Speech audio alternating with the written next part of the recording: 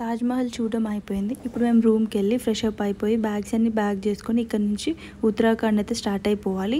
మేము బ్రేక్‌ఫాస్ట్ కూడా ఉన్న హోటల్‌లోనే చేసేసాము. ఈ బ్రేక్‌ఫాస్ట్ చాలా టేస్టీగా ఉంది. దీని పేరు వచ్చేసి బడాయి. మీరు కూడా ఎప్పుడైనా వెళ్ళినప్పుడు పక్కా ట్రై చేయండి. టేస్ట్ మాత్రం చాలా బాగుంది. మనం ఉత్తరాఖండ్ వెళ్తున్నప్పుడు మధ్యలో మథుర కూడా ఉంటుందన్నమాట. సో అంత దూరం వచ్చాక కృష్ణుడి దర్శనం చేసుకోకుండా వెళ్తామా. సో ఇంకా బృందావనంకి వెళ్ళి కృష్ణుడి దర్శనం చేసుకొని మళ్ళీ అక్కడి నుంచి ఉత్తరాఖండ్ వెళ్ళాము. సో మనం టెంపుల్ దగ్గరికి వెళ్ళాలి అంటే ఒక 1 కిలోమీటర్ దూరంలో బండి పార్క్ చేసుకొని అక్కడ నుంచి వెళ్ళాలి. ఆ గలీలో మొత్తం ఇలా స్వీట్స్ ఉంటాయి, మిల్క్కి సంబంధించినవి. ఇక్కడైతే మిల్క్కి సంబంధించిన ప్రొడక్ట్స్ అయితే చాలా ఉన్నాయి అండ్ టేస్ట్ కూడా చాలా బాగుంది.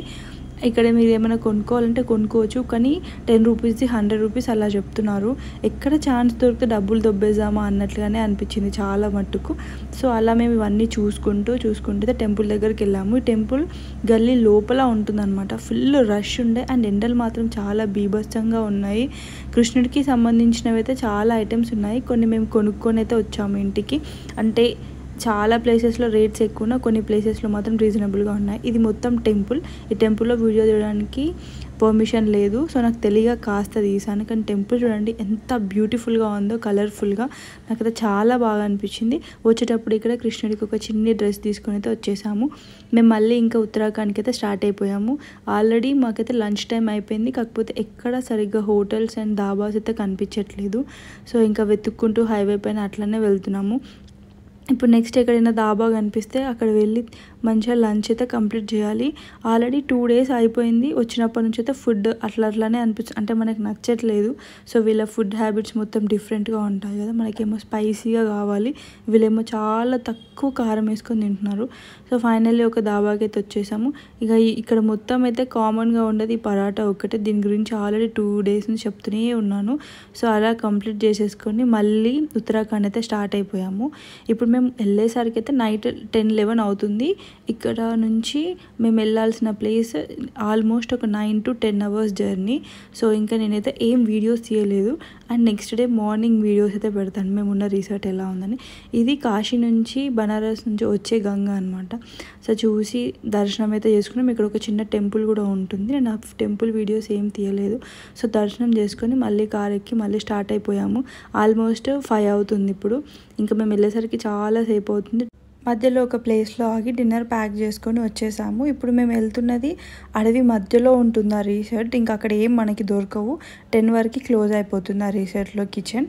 సో ఇంకా అన్నీ మనం బయటే తీసుకొని వెళ్ళాలి. మేమైతే రీచ్ అయిపోయాము. ఇంకా నైట్ ఏం వీడియోస్ చేయలేదు. ఇంకా నెక్స్ట్ డే మార్నింగ్ చూడండి రిసార్ట్ ఎంత అందంగా ఉందో. కంప్లీట్గా ఇవన్నీ వుడ్తో తయారు చేసిన కాటేజెస్. చాలా ప్రశాంతంగా అనిపించింది. ప్రపంచానికి చాలా దూరంగా ఉన్నట్లు. ఇక్కడ నెట్వర్క్స్ కూడా లేవు అండ్ వైఫై కనెక్ట్ చేసుకునే మనం ఏదైనా యూజ్ చేసుకోవాలి అంటే, అంతే తప్ప నెట్వర్క్స్ అయితే ఎక్కడో ఒక దగ్గర అయితే వస్తుంది. సో మేమైతే ఈ డే మొత్తం ఇక్కడే స్పెండ్ చేస్తున్నాము. ఇంకా ఇక్కడే రెస్ట్ తీసేసుకొని మంచిగా ఎంజాయ్ చేసి నెక్స్ట్ డే నుంచి అయితే దీనికి దగ్గరగా ఉన్న ప్లేసెస్ అన్నీ విజిట్ చేయడానికి వెళ్తాము.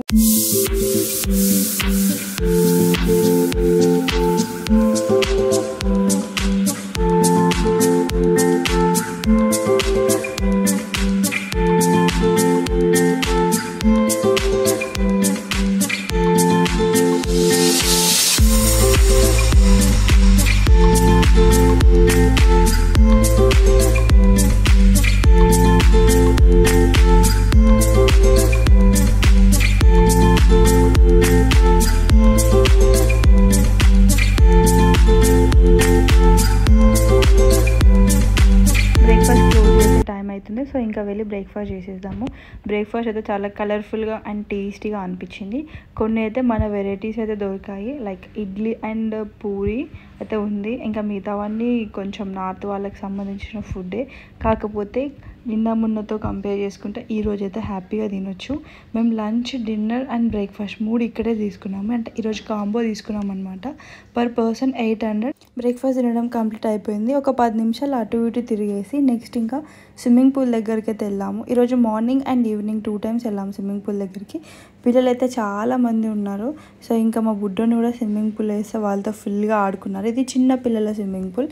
చాలా పెద్ద దాంట్లో ఎందుకు వేసారు, పిల్లోడికి నోట్లోకి వాటర్ పోతాయి కదా అని కమెంట్స్ ఏం పెట్టకండి. చాలా జాగ్రత్తగానే దించాము.